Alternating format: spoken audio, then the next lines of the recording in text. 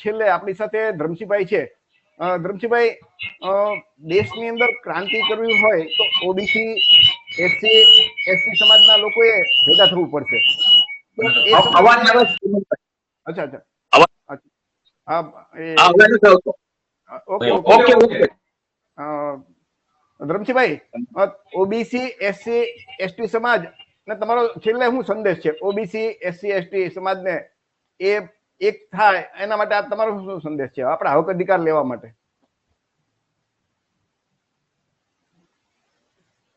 OBC, SC, ST એક થાય, જેમ કાશીરામ સાહેબે યુપીમાં ઓબીસી, એસસી, એસટી ને એક કરવા માટે પૂરી તાકાત લગાવી અને બાબા સાહેબે પણ કીધું કે સત્તા આપણી છે તો આપણું કોઈ ઉખેડી નહીં લે, રાજ હશે તો આપણે તમામ આપણો હિસ્સો મેળવી શકશું.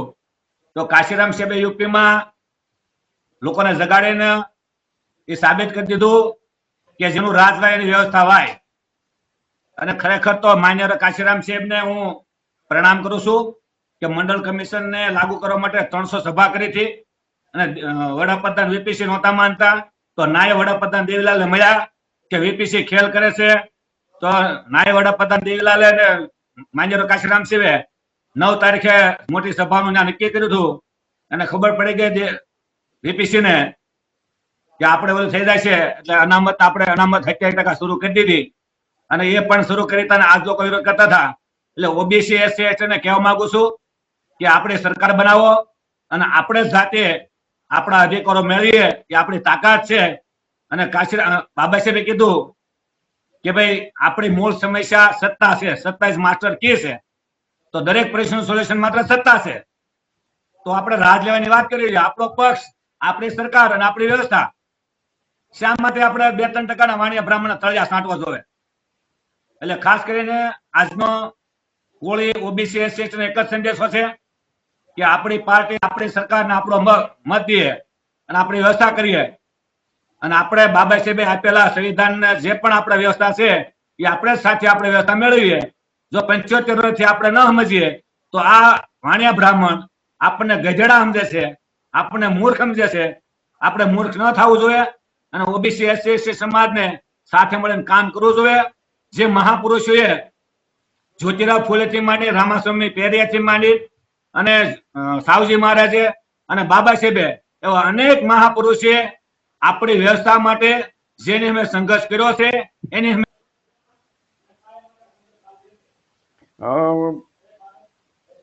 મિત્રો, ધર્મસિંહભાઈ સરસ મજાની વાત કરી કે આપણે આપણા જે મહાપુરુષ છે એના સંદેશ મુજબ જીવન જીવવું પડશે અને ઓબીસી, એસટી સમાજે એક થવું પડશે.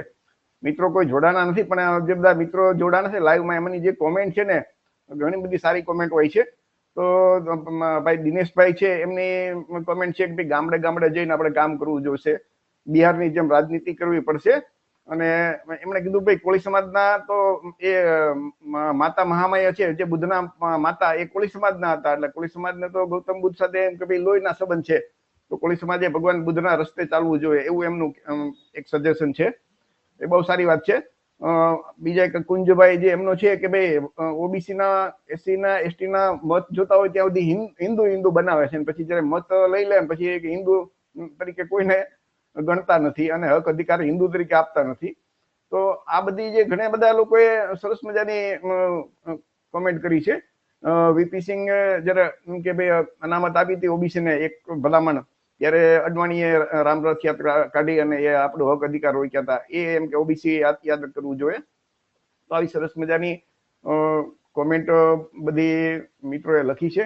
મિત્રો, કોઈ મિત્રો સાથે આમાં જોડાણા નથી તો આજનો આ લાઈવ કાર્યક્રમ આપણે વધારે નથી આગળ ચલાવતા. અને આ જે કાર્યક્રમ છે, આ વિડીયો છે એ આપણી જે યુટ્યુબ ચેનલ છે ને ઝલકારી ટીવી, એમાં એ છે.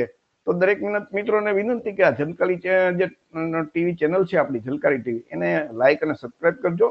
અને આ વિડીયો કાયમ માટે એના ઉપર પડ્યો રહેવાનો છે. તો તમારા જે ઓબીસી ના મિત્રો છે ગામડામાં જે કોઈ જે આપણા એસસી ના મિત્રો છે ને જાગૃત, એમને પણ વિનંતી કે તમારા ઓબીસી ના મિત્રો છે એમના વિડીયો કેજો જુએ કે કોળી સમાજના જે બધા વક્તાઓ છે એ બધાનું શું કહેવાનું છે અને ઓબીસી સમાજે શું ખરેખર જાગવું જોઈશે એ બધું તમે એમને સમજાવજો. અને મિત્રો આ જાણકારી જ્યાં સુધી આપણે ઘર ઘર સુધી નહીં પહોંચાડીએ ત્યાં સુધી આપણો સમાજ જાગશે નહીં. કેમ કે જે મેઇન મીડિયા ટીવી ચેનલો છે ને એ તો આપણી વાત ક્યારેય કરવાના નથી.